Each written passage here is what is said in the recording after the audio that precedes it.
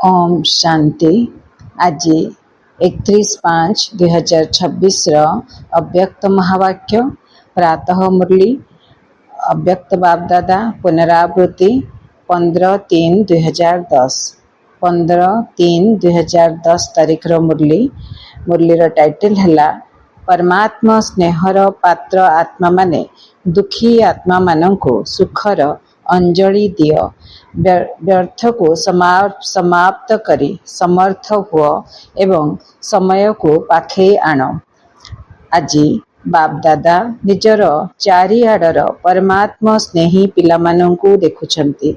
एई भली परमात्मा स्नेही कोटिक भितरे केही केही पिलामाने ही अछंती, काहेकि ना एही समय रे ही तुमे माने परमात्मा स्नेहर अनुभव करि परिबो। सारा कल्प भितरे तो आत्मा मानंकर स्नेह, महात्मा मानंकर स्नेह तथा धर्मात्मा मानंकर स्नेह अनुभव करि आसीच, किंतु परमात्मा स्नेह केवल एही संगम जुगरे ही मिले थाए, जहाकु तुमे समस्ते अनुभव करुच। केही जदि तुमको पचारिबे परमात्मा केउठी अछंती, तेबे कौन उत्तर देबे? मो साथी रे अछंती एवं मो साथी रे ही रहुछंती, मोर हृदय ही रहुछंती, एही भली अनुभव करुच तो? उत्तर या देबा। उत्तर देला परे तापरे बाबा कहउछंती तुमे एभली अनुभव करुछ तो? तेबे तुमे माने ही जानिछ एवं तुम मानंकर ही एही स्नेहर अनुभव रहिछि जे आम हृदय रे बाबा अछंती एवं बाबांक हृदय रे आमे रहिछु। शिव बाबा आम हृदय रे अछंती एवं बाबांक हृदय रे आमे रहिछु। तुमे माने जानिछ जे एही परमात्मा स्नेहर निशा आमको ही अनुभव करिवार भाग्य प्राप्त होइछि। जदि कहार कहा प्रति स्नेह रही थाए तेबे तार चिन्ह कौन होई थाए?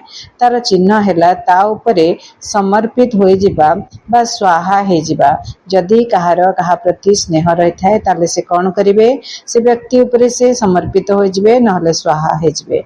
तेबे परमपिता परमात्मा तुम मानंक ठारू कौन चाहुछंती ताहा तो तुमे समस्ते जानिछ। ता माने आमे समस्ते बाबांक उपरे समर्पित हे जिबा, स्वाहा हे जिबा, अरख फूल भलिया चढ़ी जिबा, शिवलिंग उपरे चढ़ी जिबा।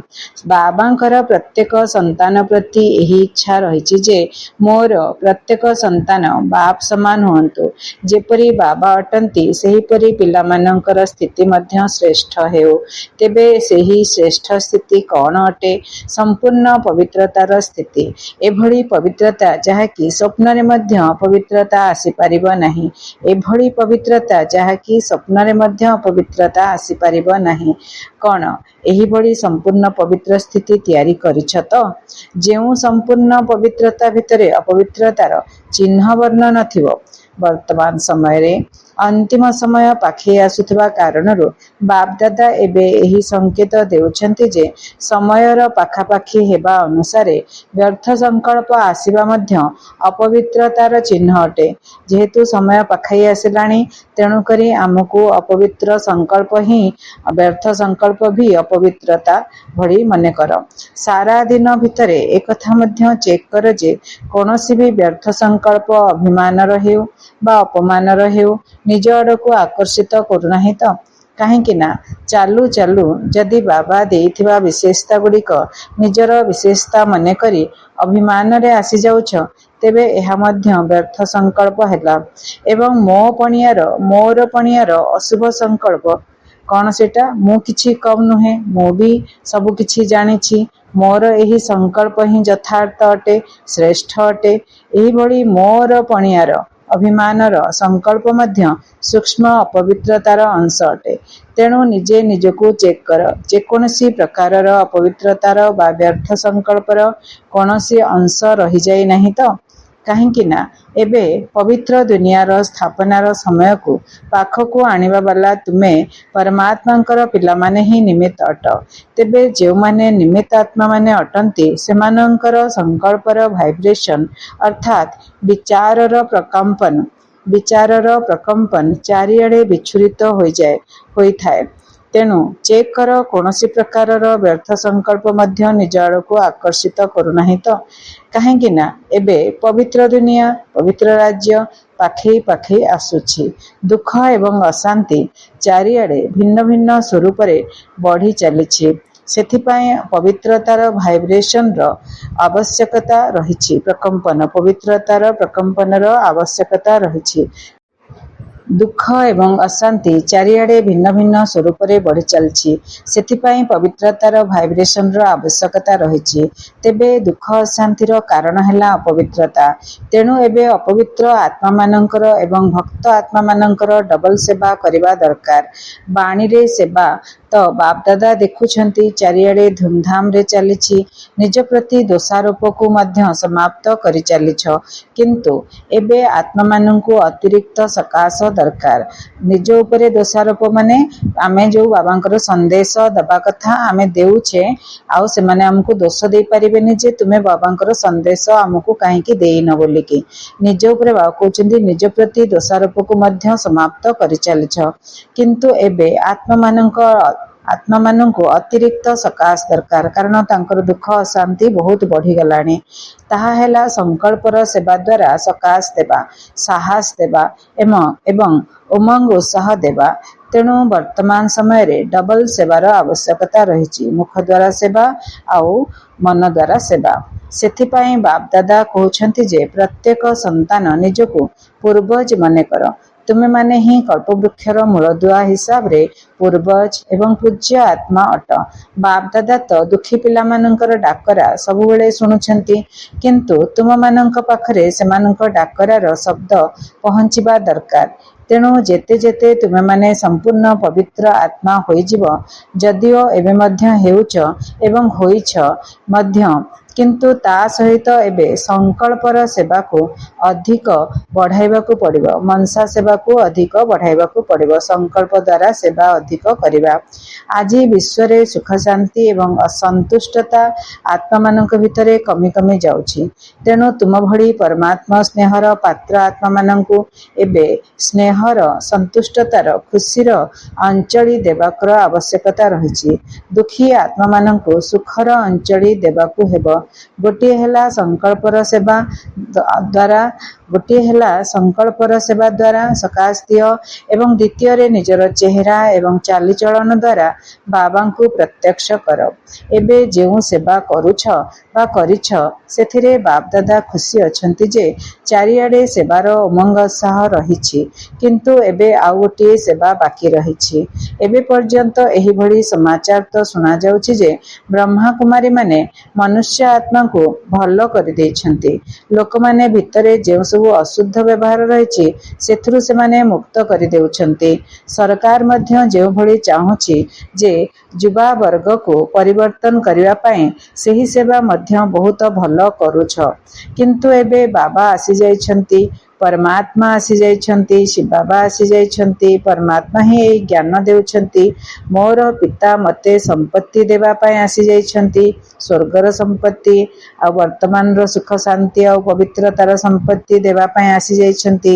ଏବେ ଏହିଭଳି ବାବାଙ୍କ ଆଡ଼କୁ ଦୃଷ୍ଟି ଯିବା ଦ୍ୱାରା ସେମାନଙ୍କୁ ମଧ୍ୟ ପରମାତ୍ମା ସ୍ନେହ ଏବଂ ପରମାତ୍ମାଙ୍କର ଆକର୍ଷିତ କରିବ।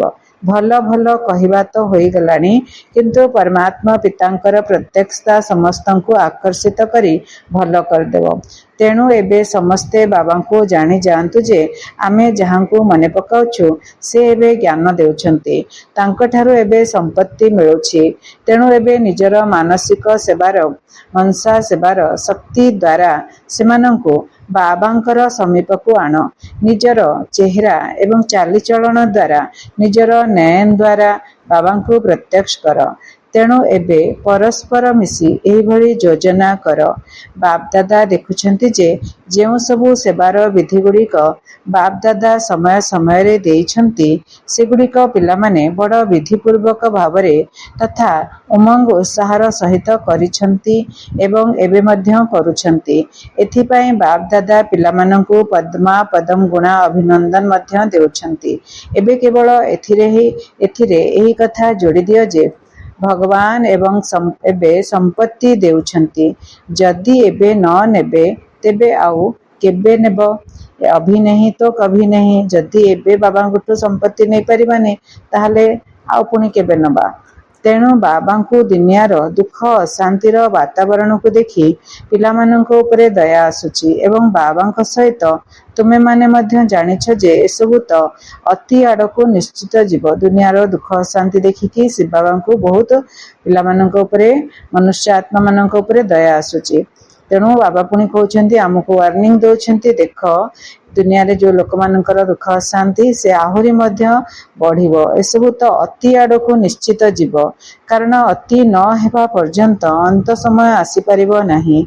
एभली समय रे आत्मा मानकु एही कथा अनुभव कराओ केवल शुणाओ नहीं किंतु अनुभव कराओ जे भगवान एबे संपत्ति देउछंती संगम रे सुख शांति खुशी पवित्रतार संपत्ति एवं सत्य जुग रे वैकुंठर संपत्ति भगवान दबा पई आसीछंती। तुमे माने मध्य एही कथा पचारुछ ना बाबांकर प्रत्यक्षता केबे हेबो एवं किपरि हेबो तेबे एबे पर्यंत से माने ब्रह्मा कुमारी मानक पर्यंत ही पाखरे पहुंची किंतु ब्रह्मा कुमारी मानक सिखाइला वाला किए एही ब्रह्मा कुमारी मानकर दाता किए एभली एबे समय को समीप अर्थात पाखई आनिबकु हबो। से माने ब्रह्मा कुमारी को चिन्हले किंतु ब्रह्मा कुमारी को किए सिखौछंती किए पढ़ौछंती किए तांकर नयन द्वारा किए तांकर वाणी द्वारा किए तांकर शुद्ध व्यवहार द्वारा सेवा कराउछंती तांको सब सिखौछंती किए एसबु जानी पारि नाहंती से माने सेटा हमको प्रत्यक्ष करबाकू पड़िबो जे हमको पढ़ेला वाला शिव बाबा अछंती जो शिवलिंग को से माने पूजा करछंती समस्त पूजा करछंती सेही शिवलिंग जड़ नुह चैतन्य रे महाज्योति स्वरूप रे बिंदु रूप रे वर्तमान हाजिर हेकरी हमको पाठ पढ़ौछंती आउ जेहेतु से निराकार भगवान तेणु से ब्रह्मांकर साधारण शरीरर मनुष्य शरीरर सहारा नेकरी हमको पढ़ौछंती ए जिंस से मानको आमे बुझेबा। तो बाबा कहउछंती एई भली एबे समय को समीप को अर्थात पाखई आनिबाकू हेबो समस्ते जानिबा दरकार जे शिव बाबा भगवान से आसीछंती आमे सब आत्मा माने आसी हेले परमात्मा आमे तांकठू शिखिबा आ सत्य जुग को जीवार योग्यता हासिल करवा पाठ पढ़ी प्रजापिता ब्रह्मा कुमारी ईश्वरीय विश्वविद्यालय रे पाठ पढ़ा होची एठी पाठ पढ़ी करी आमे मुरली पाठ पढ़ी करी ए पाठ जो वर्तमान पढ़ुचे मुरली पाठ आको पढ़ी कि निजको परिवर्तन करवा। तो बाबा पुणी कहउछंती समाप्तिर कार्य करने को हेबो कहउछंती किंतु एही समाप्ति को मध्य पाखई आनिला वाला किए समस्ते भाबुछ ना मोहि निमित्तटे बाबा ही यही दायित्व निज सहित पिला मानकु मध्य देछंती। बाबा कहउछंती ए दायित्व मु तुम मानकु देछि तुमे ही समय को पाखकु आनिबो केमती बाबांकर परिचय देबो आ बाबा जहाँ सिखौछंती ताको प्रैक्टिकल रे सब गुण सब कला सब शक्ति निजर चेहरा द्वारा निजर चालीचलन द्वारा निजर हर्षित मुख द्वारा निजर आचार व्यवहार द्वारा तरंग द्वारा भाइब्रेशन द्वारा प्रकंपन द्वारा लोक मानकु देखैबाकू हबो बुझेबाकू हबो गुण द्वारा करिकिरी देखैबाकू हबो। सन सोज फादर अर्थात पुत्र द्वारा पितांकर प्रत्यक्षता होई थाए। केही पिला जेतेबेले बाबा को जानी जानती देख तुमे माने जेतेबेले बाबा को जानीगल सेतेबेले कौन करिल चिन्हीगल जानीगल तेणु संतान होई संपत्तिर अधिकारी होईगल तेणु एबे संपत्ति नेबा वाला आत्मा मानकर धाड़ी लगी जिबा दरकार।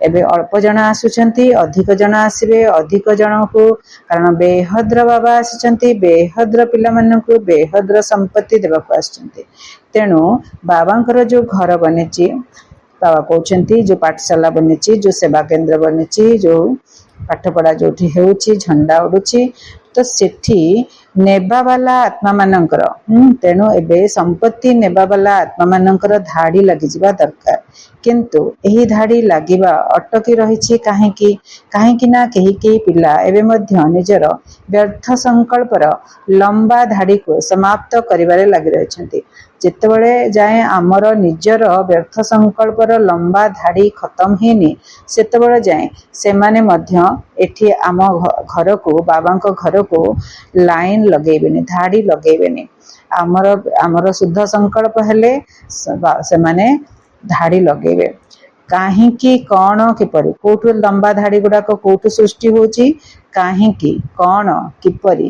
ଏବେ କେବଳ ଏହିଭଳି ବ୍ୟର୍ଥ ସମାପ୍ତ କରିବାରେ ସମୟ ଲଗାଉଛନ୍ତି, କିନ୍ତୁ ବ୍ୟର୍ଥ ସମାପ୍ତ ହୋଇନାହିଁ, ବରଂ ସମର୍ଥ ହେବାରେ ବାଧା ସୃଷ୍ଟି କରୁଛି।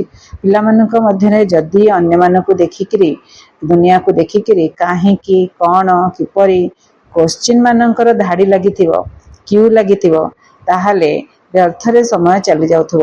ତ ଯେତେବେଳେ ଯାଏଁ ବ୍ୟର୍ଥ ସମାପ୍ତ ହେଇନି, ସମର୍ଥ ହେବାରେ ବାଧା ସୃଷ୍ଟି କରୁଛି। ଆଚ୍ଛା, ଆଜି ବାପ ଦାଦା ବ୍ୟର୍ଥ ସଂକଳ୍ପର ସମାପ୍ତି କରିବା ପାଇଁ ଚାରିଆଡ଼ର ସମସ୍ତ ପିଲାମାନଙ୍କୁ ସାହସ ଦେଉଛନ୍ତି ଯେ ଏବେଠାରୁ ବ୍ୟର୍ଥକୁ ସମାପ୍ତ କରି ସଦା ସମର୍ଥ ହୋଇ ସମସ୍ତଙ୍କୁ ସମର୍ଥ କର। କେବଳ ସନ୍ଦେଶ ଦିଅ ନାହିଁ, କିନ୍ତୁ ସମର୍ଥ କର। ଆତ୍ମାମାନଙ୍କୁ କେବଳ ସନ୍ଦେଶ ଦିଅ ନାହିଁ, ତାଙ୍କୁ ସମର୍ଥ ମଧ୍ୟ କର, ତାକୁ ଶକ୍ତିଶାଳୀ ମଧ୍ୟ କର। ବାବାଙ୍କଠୁ ଆମେ ଶକ୍ତି ନେଉଛେ ଅନ୍ୟମାନଙ୍କୁ ସମର୍ଥ କରିବା ପାଇଁ, ଶକ୍ତିଶାଳୀ ବନିବା ପାଇଁ। ନିଜେ ସମର୍ଥ ହୁଅ ଏବଂ ଅନ୍ୟମାନଙ୍କୁ ସମର୍ଥ କର। ଏବେ ବ୍ୟର୍ଥ ସଂକଳ୍ପର ସମାପ୍ତି ଦିବସ ପାଳନ କର। କ'ଣ ହୋଇପାରିବ ତ?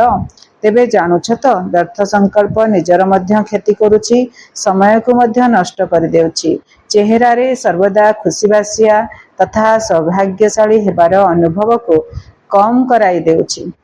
ଚେହେରା ଦ୍ୱାରା ଲୋକ ଚେହେରା ଦେଖିବେ ଯେ ଇଏ ପଢ଼ୁଛନ୍ତି ବ୍ରହ୍ମାକୁମାରୀ ପାଠଶାଳାରେ କିମ୍ବା ବ୍ରହ୍ମାକୁମାରୀ ସେଣ୍ଟରରେ ପାଠ ପଢ଼ୁଛନ୍ତି।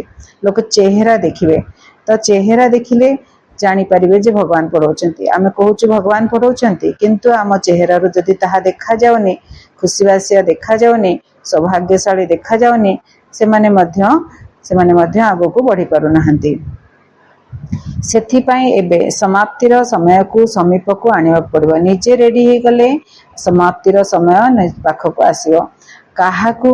ତୁମମାନଙ୍କୁ ନା, ଯେଉଁମାନେ ଭାବୁଛ ଯେ ଯେବେ ସମାପ୍ତିର ସମୟକୁ ପାଖେଇ ଆଣିବାକୁ ହେବ, ସେଥିପାଇଁ ବ୍ୟର୍ଥକୁ ସମାପ୍ତ କରିବାକୁ ହିଁ ପଡ଼ିବ। କରିବାକୁ ପଡ଼ିବ ନୁହେଁ, କରିବାକୁ ହିଁ ପଡ଼ିବ। କରିବାକୁ ପଡ଼ିବ ନୁହେଁ, କରିବାକୁ ହିଁ ପଡ଼ିବ।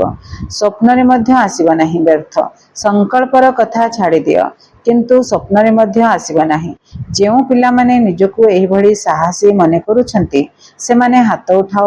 ମନର ହାତ ଉଠାଉଛ ତ? ଶରୀରର ହାତ ଉଠାଇବା ତ ବହୁତ ସହଜ, କିନ୍ତୁ ମନର ହାତ ଉଠାଉଛ ତ? ଯେଉଁମାନେ ମନର ହାତ ଉଠାଉଛନ୍ତି, ସେମାନେ ହାତ ଉଠାଅ। ମନର ଦାତା ତ ଅଛ। ଆଚ୍ଛା, ଏବେ ବାପ ଦାଦା ସବୁ ପିଲାମାନଙ୍କୁ ଏହି ବରଦାନ ଦେଉଛନ୍ତି ଯେ ତୁମେ ସମସ୍ତେ ଆଗାମୀ ନୂଆ ଦୁନିଆରେ 21 ଜନ୍ମ ପର୍ଯ୍ୟନ୍ତ ସଦା ସୁଖୀ ରହିବ। ବାବା ବରଦାନ ଦେଉଛନ୍ତି ଯେ ତୁମେ ଆଗାମୀ ନୂଆ ଦୁନିଆରେ 21 ଜନ୍ମ ପର୍ଯ୍ୟନ୍ତ ସଦା ସୁଖୀ ରହିବ।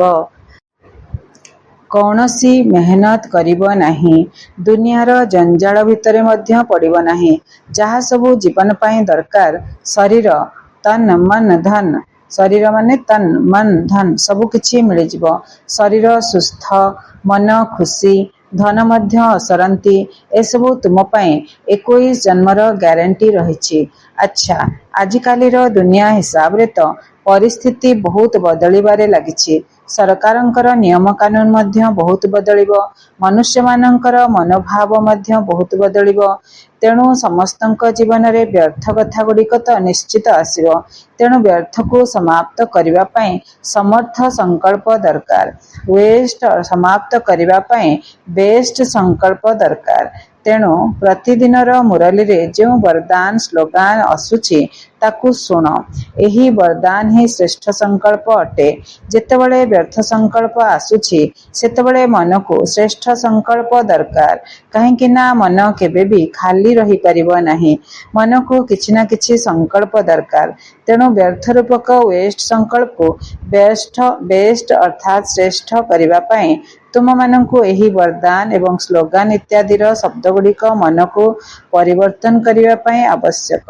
ଦ୍ୱିତୀୟରେ କ'ଣ ବିଧି ବତେଇଲେ ବ୍ୟର୍ଥକୁ ସମାପ୍ତ କରିବା ପାଇଁ କି ଆଉ ସମର୍ଥକୁ ଜାଗ୍ରତ କରିବା ପାଇଁ, ୱେଷ୍ଟକୁ ଖତମ କରିବା ପାଇଁ ଆଉ ବେଷ୍ଟକୁ ଜାଗ୍ରତ କରିବା ପାଇଁ କ'ଣ ବିଧି ବତେଇଲେ? କି ଯେଉଁ ସବୁଦିନର ମୁରଲୀରେ ବରଦାନ ଏବଂ ସ୍ଲୋଗାନ ଆସୁଛି, ताको अभ्यास करिवा, ताको बारंबार मन भितर रिवाइज करिवा। मुरली रे भल भल पॉइंट्स अच्छी, से पॉइंट्स गुड़िक मध्य रिवाइज करिवा। व्यर्थ संकल्प न आसीबो, सेतिपय हमकु पाठ रे मन देबाको पड़िबो। जहाँ मुरली आसुची बारंबार मुरली को पढ़िकिरी सेथरु भल भल पॉइंट्स जोटा मन को भल लगुची, खुशी लगुची, से पॉइंट्स गुड़ा काढ़िकी ताको अलगा रेखिकी पुणी सबुदिन अभ्यास करिवा। मन को परिवर्तन करने आवश्यक। द्वितीय अमृत बेला जितेबाला आखि खोलुछ प्रथमे प्रथमे शिव बाबा को गुड मॉर्निंग कर, गुड मॉर्निंग कर तो देख कथारे अच्छी, देख कथारे अच्छी सारा दिन भितर जदि कौनसी भल लोकर मुह देखि थांती तेबे दिनटी भलरे बीती थाए। जदि कौनसी खराब लोकर मुह देखि थांती तेबे कौन कहती केजाणी सकाळु कहा मुह देखिथिली जहाँकि सारा दिन खराब रे गला। तेणु सबुठारु भलरु भल किए? शिव बाबा। शिव बाबा सहित स्नेह अच्छी ना, तेणु आखि खोलिबा मात्रके शिव बाबा गुड मॉर्निंग एवं राति रे आखि बंद करने समय जितेबाला बिछना उपर को जाउछ सेतेबाला मध्य शिव बाबा गुड नाइट कह। कौन करवा? उठिला मात्रे शिव बाबा को गुड मॉर्निंग करवा। ता पूर्व शोइबा पूर्व कौन करिथिबा? गुड नाइट शिव बाबा कहिकिरी बेड को जिबा। बेड रे मध्य शिव बाबा विषय भाभी भाभी शोइबा। अच्छा, गुड मॉर्निंग शिव बाबा, गुड मॉर्निंग बाबा कहवा। सकाळु सकाळु बाबांकर चेहरा, बाबांकर अव्यक्त रूप माने तांकर बिंदु रूप केमतिका अति सुंदर शिव बाबा। लाल लाल प्रकाशमय दुनिया रे सुंदर शिव बाबा हीरा भड़िया चमकुथिबा, बहुत सुंदर, अति सुंदर एक छोट बिंदु, बहुत किरण बाहरुची, सुनहरी सुनहरी किरण बाहरुची, शांतिर किरण बाहरुची। सकाळु सकाळु शिव बाबांकर दर्शन करिवा। मन भितरे शिव बाबा को दर्शन करिवा। 10 मिनिट एई भलिया शिव बाबांकर प्यार रो किरण तले, शांतिर किरण तले बसी जिबा। शिव बाबा मते बहुत, केवल शिव बाबा तांकर रूप बिंदु रूप चमकता हुआ, दमकता हुआ, सुंदर, अति सुंदर, सत्यम शिवम सुंदरम कर सुंदर रूप, मनमोहक रूप को मन भितरे बुद्धि भितरे बांधिकी रखिबा। 10 मिनिट आरंभ प्रथमे बहुत भल भाव शिव बाबा को याद करिबा। तापरे आउ जहा कर्म आरंभ करिबा, किंतु गोटे घंटा 4 ରୁ 5 गोटे घंटा आमे बाबा सहित जोग लगेबा। अभ्यास कले बहुत बढ़िया हो जिवो। तो राति रे आखि बंद करने समय रे जितेबाला बिछना उपर को जाउछ सेतेबाला मध्य शिव बाबा गुड नाइट कह। यह तो सहज कथा ना। ताहले सारा दिन तुमर बहुत भलरे बीतिबो। काहेकि ना शुभ संकल्प मध्य नेल ना, वरदान मध्य शुणी नेल। तेणु एही भली कर। तुम मानक प्रति शिव बाबांकर स्नेह अच्छी ना, तेणु एही भली करिबा द्वारा तुमे माने आहुरी आगको बढ़ी बढ़ी चलिबो। निजर एही जीवन रे मध्य खुशीर अनुभव करिबो। केबे भी दुखर ढेउ आसीबो नाही। तेबे कौन मंजूर अटे? तो केवल सहज योगी हुआ बास। केते सुंदर विधि बाबा बतैले। निजर एही जीवन रे खुशीर अनुभव करिबो, केबे भी दुखर ढेउ आसीबनी। तो सकाळु सकाळु अमृत बेला रे कौन करिबो? गोटे घंटा बाबा याद रे बसिबा, खुशीर अनुभव करिबा। तांकर बाबांकर सुंदर स्वरूप को आखिरे भरिकिरी रखिबा। तो केबे भी जेतेबेले दुखर ढेउ आसुची ताको साइड करिकी सुखर किरण बाबा को नबा। बाबांकर बिंदु रूपरू को किरण बाहरची? सुखर किरण बाहरची। तो दुखर ढेउ पळेई जिवो, सुखर ढेउ आसी जिवो। मो सुख सागर रे खेलुची, मो प्यार सागर रे खेलुची, मो शांतिर सागर रे खेलुची। बाबा कहते तेबे कौन मंजूर अटे? तो केवल सहज जोगी हुआ बास। मो आत्मा अटे, शिव बाबांकर संतान अटे बास। यह कहा जाए सहज योगी। चलिबा बुलिबा समय यही कथा मने पकाओ जे मो आत्मा शिव बाबांकर संतान अटे। केवल एतिकी तो मने पकई पारिबो ना, बहुत भल कथा। तुमे माने जे कि वारिस अर्थात उत्तराधिकारी मध्य अट एवं एठारे उत्तराधिकारी हेबा वाला मध्य अछंती। जो माने निजको बाप दादांकर पक्का वारिस उत्तराधिकारी भाबुछंती से माने हाथ उठाओ। ओ वारिस तो उत्तराधिकारी अछ तो वीआईपी माने मध्य समस्ते हाथ उठाउछंती। ताली तो बजाओ। अच्छा, एबे सब वारिस क्वालिटी माने उत्तराधिकारी क्वालिटी आत्मा माने एही संकल्प को आज ठारू दृढ़ करिवो एवं बाप दादा को एही संकल्प देव जे आमे एबे ठारू केबेठारु नुह एबेठारु ही व्यर्थ संकल्प को समाप्त करिबा। आमे बाबांकर उत्तराधिकारी केमती बनिबा? आमे बाबांकर संतान, आमे तांकर आज्ञाकारी संतान, आमे तांकर सुपुत्र, आमे तांकर फरमान बरदार संतान। तो आमे जदि ए भलिया शिव बाबा को याद करिबा एवं निजको से भलिया गढ़िबा तेबे आमे बाप दादांकर उत्तराधिकारी बनिबा, बाबांक संपत्तिर वारिस माने उत्तराधिकारी। एबेठारु केबेठारु नुह एबेठारु ही व्यर्थ संकल्प को समाप्त निश्चित करिवो। मंजूर अटे तो? तेबे हाथ उठाओ। तेबे दुईटी काम रहिला, गोटे हेला सर्वदा समर्थ हेबा एवं द्वितीय हेला समर्थ समय को पाखकु आनिबा। काहेकि ना बाप दादांक पाखरे भक्त मानकर डाकरा एवं दुख भरा चित्कार बहुत शुणिबाकु मिलुछि। भक्त मानकर डाकरा एवं दुख भरा चित्कार बहुत शुणिबाकु मिलुछि।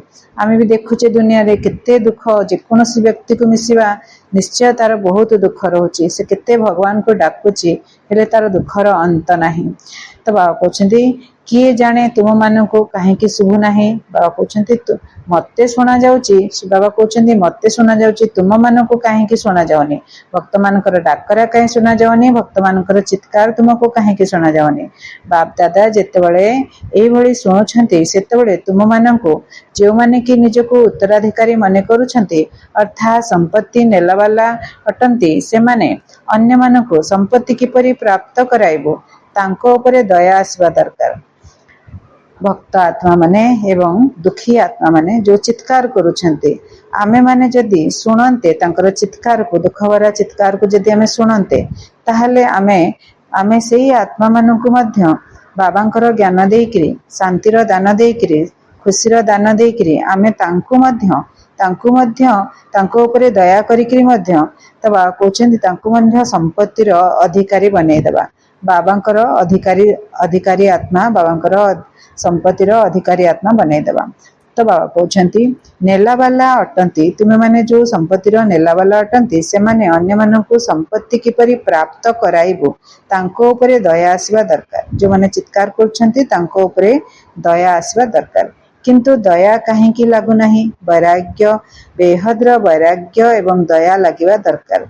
तेणु छोट छोट कथारे अर्थात काहेकि कौनर धाड़ी रे समय दे नाही। कोठी कौन होउची कौन न होउची, काहेकि होउची, किपरि होउची, कौन होउची, एई सब क्वेश्चन र धाड़ी क्यू, ए क्वेश्चन र क्यू रे समय दिया नाही। धाड़ी धाड़ी हे कि क्वेश्चन आसुची ता पछको बाबा कहउछन्ति ना, से असमर्थ संकल्प, व्यर्थ संकल्प एइथिरे समय पळै जाउची, ताकू अवॉइड करो। एबे हे बाप दादांकर शिकिले दे पद्मापदम वरदान र वरदानी पिला माने, पद्मापदम वरदान र वरदानी पिला माने निजर संकल्प को दृढ़ करो एवं दृढ़तार चाबी लगाओ। कर्मयोगी हुओ। तुमे माने कर्मयोगी जीवन वाला अट। जीवन सदाकालर होइथाए, केबे केबर नुहे। तेणु एबे निजर दयालु, कृपालु, दुखहर्ता, सुखदातार स्वरूप को जागृत कर। आत्मा मानकु देख, से माने केते दुख कष्ट पाउछन्ति, केते भगवान को डाकुछन्ति, देवी देवता को डाकुछन्ति, केवल केते विकल होछन्ति। तेणु तुमे निजर स्वरूप को जागृत कर, असली स्वरूप को, सत्य स्वरूप को जागृत कर। तुमे देवी देवता माने दयालु, कृपालु, दुखहर्ता, सुखदाता, यही स्वरूप को जागृत कर। बाप दादा बहुत कालरू अचानक समय विषय कही आसुछन्ति। तेणु अचानक पूर्वर प्रथमे भक्त मानकर डाकरा तो पूर्ण कर। शुण दुखी मानकर दुखर शब्द तो शुण। एबे छोट बड़ समस्ते विश्व परिवर्तक, विश्वर दुख को परिवर्तन करी सुखर दुनिया आणला वाला निजको दायित्व संपन्न माने कर। बाप दादांकर एही भली जीवा आसीबा करिबा मध्य केते दिन चलिबो, सेथिपाई सब किछि अचानक हबो। बाबा कोन आसुथिबे जाउथिबे पाठ पढौथिबे, तो बाबा कहउछन्ति ना एथर स्टॉप हे जिवो। तो बाबा कहउछन्ति सेथिपाई सब किछि अचानक हबो। तेणु एबे हे वारिस क्वालिटी आत्मा माने, हे उत्तराधिकारी आत्मा माने अन्य मानकु मध्य बाबांकर संपत्ति प्राप्त कराओ। अन्य आत्मा मानकु मध्य बाबांकर संपत्ति प्राप्त कराओ। निजर दयालु हेबार पाठ पूरा कर।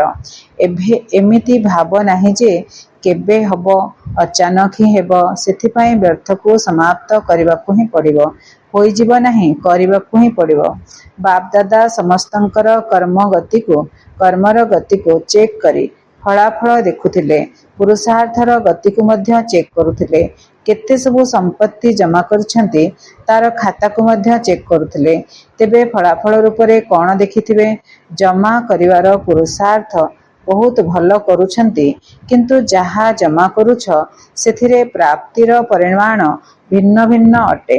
ଯେତିକି ଜମା କରୁଛ ବୋଲି ଭାବୁଛ ଜମା ତ ହେଉଛି, କିନ୍ତୁ କମ୍ ବେଶୀ ହିସାବରେ ହେଉଛି।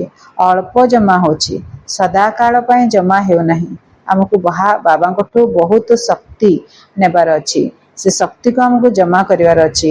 ସେ ଜମା କରୁଥିବା ବାବା ଚେକିଂ କରୁଛନ୍ତି ଯେ ଅଳ୍ପ ଜମା ହେଉଛି, ସଦାକାଳ ପାଇଁ ଜମା ହେଉନି। ମାନେ ଅଧିକ ହେଇଥିଲେ ଅଳ୍ପ ଯାହା ଜମା ହେଉଛି ସେଟା ଆମେ ଏବେ ୟୁଜ୍ ବି କରିଦେଉଛେ ଶକ୍ତି ଗୁଡ଼ାକ। କହୁଛନ୍ତି ସଦାକାଳ ପାଇଁ ଜମା ହେଉନି। ଯେତିକି କରୁଛ ସେହି ଅନୁସାରେ ସଦାକାଳ ପାଇଁ ଜମା ହେବାର ଫରକ ରହିଛି। ମାନେ ଆମକୁ 2500 ବର୍ଷ ପାଇଁ ଜମା କରିବାର ଅଛି, କିନ୍ତୁ ସେତିକି ଆମେ ଜମା କରୁନେ। ସେଥିପାଇଁ ବାପଦାଦା ଏବେ ଗୋଟିଏ ଗୋଟିଏ ସଂକଳ୍ପ ଉପରେ ଦୃଢ଼ ସଂକଳ୍ପ କରାଉଛନ୍ତି। କ୍ରୋଧ ଉପରେ ସଂକଳ୍ପ କରାଇଲେ ଯେ ମନ ଭିତରେ କାହା ପ୍ରତି ହଲଚଲ ନ ଆସୁ, କାହିଁକି କ'ଣ ନ ଆସୁ। କିନ୍ତୁ ମୁଖରେ ତ କେହି କେହି ବହୁତ ଭଲ କଣ୍ଟ୍ରୋଲ ରଖୁଛନ୍ତି, କିନ୍ତୁ ମନ ଭିତରେ କିଛି କିଛି ଚାଲୁଛି। ସମାପ୍ତ କରିବା ପାଇଁ ଚେଷ୍ଟା ମଧ୍ୟ କରୁଛନ୍ତି। ତେଣୁ ବାପଦାଦା ମଧ୍ୟ ଖୁସି ଅଛନ୍ତି ଯେ ସେଥିପ୍ରତି ଧ୍ୟାନ ତ ଦେଉଛନ୍ତି, ବୁଝି ସାରିଲେଣି ଯେ ଏଥିରେ ମୋର ହିଁ କ୍ଷତି ହେଉଛି। ବୁଝିଲ ତ? ବାବା କହୁଛନ୍ତି ଆଚ୍ଛା, ଏବେ ଚାରିଆଡ଼ର ପରମାତ୍ମା ପ୍ରେମୀ ପିଲାମାନଙ୍କୁ, ଯେଉଁମାନେ ସଦାସର୍ବଦା ବାବାଙ୍କର ସ୍ନେହରେ ଉଡ଼ି ଚାଲିଛନ୍ତି, ତୀବ୍ର ପୁରୁଷାର୍ଥୀ ଅଟନ୍ତି ଏବଂ ସେବାରେ ମଧ୍ୟ ନିର୍ବିଘ୍ନ ସଚ୍ଚା ସେବାଧାରୀ ଅଟନ୍ତି, ଏହିଭଳି ଚାରିଆଡ଼ର ପିଲାମାନଙ୍କୁ ବାପଦାଦା ମଧ୍ୟ ଦେଖୁଛନ୍ତି। ତା ସହିତ ଦୂରବାଲାଙ୍କୁ ମଧ୍ୟ ଦେଖୁଛନ୍ତି। ଏବଂ ଏଠାରେ ଶାନ୍ତିବନରେ ମଧ୍ୟ ଯେଉଁମାନେ ଜାଗା ଜାଗା ମାନଙ୍କରେ ବସି ପରଦାରେ ଦେଖୁଛନ୍ତି, ଶୁଣୁଛନ୍ତି, ବାବା କହୁଛନ୍ତି ସେତେବେଳେ ବହୁତ ଟେକ୍ନୋଲୋଜିର ହେଇଯାଇଥିଲା ପ୍ରଭାବଶାଳୀ ଟେକ୍ନୋଲୋଜି ଆସିଯାଇଥିଲା। ସମସ୍ତେ ଇଣ୍ଟରନେଟରେ ଦେଖୁଥିଲେ, ଆଉ ଭିନ୍ନ ଭିନ୍ନ ସ୍କ୍ରିନରେ ଅନ୍ୟାନ୍ୟ ସ୍ଥାନ ମାନଙ୍କରେ ଯେମିତି ପିସ୍ ପାର୍କ ହେଲା, ଶାନ୍ତିବନ ହେଲା, ଶାନ୍ତିବନରେ ତ ବାବା ଆସିଥାନ୍ତି, ଜ୍ଞାନ ସରୋବର, ପାଣ୍ଡବ ଭବନ, ଏସବୁ ସ୍ଥାନ ମାନଙ୍କରେ ମଧ୍ୟ ବଡ଼ ବଡ଼ ସ୍କ୍ରିନରେ ବସିକି ସମସ୍ତେ ଦେଖୁଛନ୍ତି। ହଲ୍ ଫୁଲ୍ ହେଇଯାଇଥାଏ। ତ ବାବା କହୁଛନ୍ତି ତା ସହିତ ଦୂରବାଲାଙ୍କୁ ମଧ୍ୟ ଦେଖୁଛନ୍ତି। ଏବଂ ଦୂରବାଲାଙ୍କୁ କିଏ? ଯେଉଁମାନେ ଆମେ ସବୁ ଅନ୍ୟାନ୍ୟ ଷ୍ଟେଟରେ, ଅନ୍ୟାନ୍ୟ ଦେଶରେ ରହିକି ଦୂରରେ ମଧ୍ୟ ଆମେ ଟିଭି ଦ୍ୱାରା ଦେଖିପାରୁଥିଲେ ସେ ସମୟରେ 2010 ମସିହାରେ। ତା ସହିତ ଦୂରବାଲାଙ୍କୁ ମଧ୍ୟ ବାପଦାଦା ଦେଖୁଛନ୍ତି। ଏବଂ ଏଠାରେ ଶାନ୍ତିବନରେ ମଧ୍ୟ ଯେଉଁମାନେ ଜାଗା ଜାଗା ମାନଙ୍କରେ ବସି ପରଦାରେ ଦେଖୁଛନ୍ତି, ଶୁଣୁଛନ୍ତି, ସେହି ସମସ୍ତ ପିଲାମାନଙ୍କୁ ବାପଦାଦା ସବୁଦିନ ପାଇଁ ଖୁସିରେ ରୁହ ଏବଂ ଖୁସି ବାଣ୍ଟ, ଏହି ବରଦାନ ଦେଉଛନ୍ତି। ଖୁସିବାସିଆ ଚେହେରା, କେହି ବି ତୁମର ଚେହେରାକୁ ଦେଖି ଖୁସି ହେଇଯାଉ। ବ୍ୟକ୍ତି କିପରି ବି ହେଇଥାଉ, କିନ୍ତୁ ତୁମମାନଙ୍କର ଖୁସିବାସିଆ ଚେହେରାକୁ ଦେଖି ସେ ମଧ୍ୟ ଖୁସି ହେଇଯାଉ। ଏଭଳି ବରଦାନ ଚାରିଆଡ଼ର ପିଲାମାନଙ୍କୁ, ଯେଉଁମାନେ ସମ୍ମୁଖରେ ବସିଛନ୍ତି, ସେମାନଙ୍କୁ ଏହି ବରଦାନ ଦିଆଯାଉଛି। କେବେ ବି ଝାଉଁଳି ପଡ଼ିବା ଚେହେରା ନ ହେଉ। ଯଦି ତୁମେମାନେ ମଧ୍ୟ ଝାଉଁଳିବ, ତେବେ ବିଶ୍ୱର ଅବସ୍ଥା କ'ଣ ହେବ? ତୁମମାନଙ୍କୁ ସର୍ବଦା ଖୁସିବାସିଆ ଚେହେରା ଏବଂ ଖୁସିବାସିଆ ଚାଲିଚଳନରେ ରହିବାକୁ ହେବ ଏବଂ ଅନ୍ୟମାନଙ୍କୁ ମଧ୍ୟ ସେହିଭଳି କରିବାକୁ ହେବ। ଏହିଭଳି ସମସ୍ତ ତୀବ୍ର ପୁରୁଷାର୍ଥୀ ପିଲାମାନଙ୍କୁ ବାପଦାଦାଙ୍କର ସ୍ନେହ ସମ୍ପନ୍ନ ଶୁଭେଚ୍ଛା ଏବଂ ମିଠା ମିଠା ପିଲାମାନଙ୍କୁ ନମସ୍ତେ। ଆମେ ରୁହାନୀ ଆତ୍ମାମାନଙ୍କୁ, ଆତ୍ମିକ ସନ୍ତାନମାନଙ୍କର ଆତ୍ମିକ ପିତାଙ୍କ ପ୍ରତି ବହୁତ ବହୁତ ୟାଦ ପ୍ୟାର ଏବଂ ନମସ୍ତେ। ଶୁକ୍ରିୟା मेरे बाबा, ବହୁତ ବହୁତ ଶୁକ୍ରିୟା। ବାବା ବରଦାନ ଦେଉଛନ୍ତି, ଯେଉଁ ବରଦାନକୁ ଆମେ ବାବା କହିଲେ ମୁରଲିରେ କି ତାକୁ ମନେ ରଖିବା, ତାକୁ ଦିନ ଯାକ ଅଭ୍ୟାସ କରିବା। ବରଦାନ ଏବଂ ସ୍ଲୋଗାନକୁ ଆଉ ମୁରଲିରୁ ଭଲ ଭଲ ପଏଣ୍ଟ ନେଇକି ତାକୁ ମଧ୍ୟ ଅଭ୍ୟାସ କରିବା। ସମର୍ଥ ସଂକଳ୍ପ କରିବା, ବ୍ୟର୍ଥ ସଂକଳ୍ପକୁ ଦୂର କରିବା। ତ ବରଦାନ ଆମେ ଶୁଣିବା। ନିଜର ମୁରତ ଦ୍ୱାରା ପିତା ଏବଂ ଶିକ୍ଷକଙ୍କର ସୁରତକୁ ଅର୍ଥାତ୍ ରୂପକୁ ପ୍ରତ୍ୟକ୍ଷ କରୁଥିବା ଅନୁଭବୀ ମୂରତ ଭବ। ନିଜର ଅଶ୍ଳୀ ସ୍ଥିତିରେ ରହିବା, ଏହା ହିଁ ହେଉଛି ଯୋଗର ଯାତ୍ରା। ମୁଁ ଯିଏ ଅଟେ, ଯାହାର ଅଟେ, ସେହି ସ୍ଥିତିରେ ସ୍ଥିତି ରୁହ। ନିଜର ଏହି ଅଶ୍ଳୀ ସ୍ୱରୂପର ନିଶ୍ଚୟ ଏବଂ ଅନେକ ଥର ବିଜୟ ହେବାର ସ୍ମୃତି ଦ୍ୱାରା ସର୍ବଦା ନିଶାଯୁକ୍ତ ସ୍ଥିତିର ସାଗରରେ ଲହଡ଼ି ଭାଙ୍ଗୁଥାଅ। ଯେହେତୁ ତୁମେମାନେ ସୁଖଦାତାଙ୍କର ସନ୍ତାନ ଅଟ, ତେଣୁ ଦୁଃଖର ଲହଡ଼ି ତୁମ ପାଖକୁ କିପରି ଆସିପାରିବ? ସର୍ବଶକ୍ତିମାନ ପିତାଙ୍କର ସନ୍ତାନ ଶକ୍ତିହୀନ କିପରି ହୋଇପାରିବେ? ଯଦି ଏହିଭଳି ସ୍ଥିତିର ଅନୁଭବରେ ରହିବ, ତେବେ ତୁମମାନଙ୍କର ମୂର୍ତ୍ତି ଦ୍ୱାରା ସଦା ମୂର୍ତ୍ତି ଦ୍ୱାରା ଅର୍ଥାତ୍ ଚେହେରା ଦ୍ୱାରା ପିତା ବା ଶିକ୍ଷକଙ୍କର ରୂପ ସ୍ୱତଃ ହିଁ ପ୍ରତ୍ୟକ୍ଷ ହୋଇଯିବ। ଆମମାନଙ୍କ ଚେହେରା ଦ୍ୱାରା ଲୋକ ଜାଣିବେ ଯେ ଆମକୁ ପଢ଼ାଇଲା ବାଲା ନିରାକାର ଭଗବାନ ଶିବବାବା। ତ କହୁଛନ୍ତି ସ୍ଲୋଗାନ, ସତ୍ୟବାଦୀ ତାଙ୍କୁ କୁହାଯିବ ଯାହାଙ୍କର ଚେହେରା ଏବଂ ଚାଲିଚଳନରେ ଦିବ୍ୟତା ଥିବ। ଇଏ ଅବ୍ୟକ୍ତ ଇଶାରେ ହିଁ ସର୍ବଦା ଅଚଲ ଅଟଲ ଏବଂ ଏକର ସ୍ଥିତିର ଅନୁଭବ କର।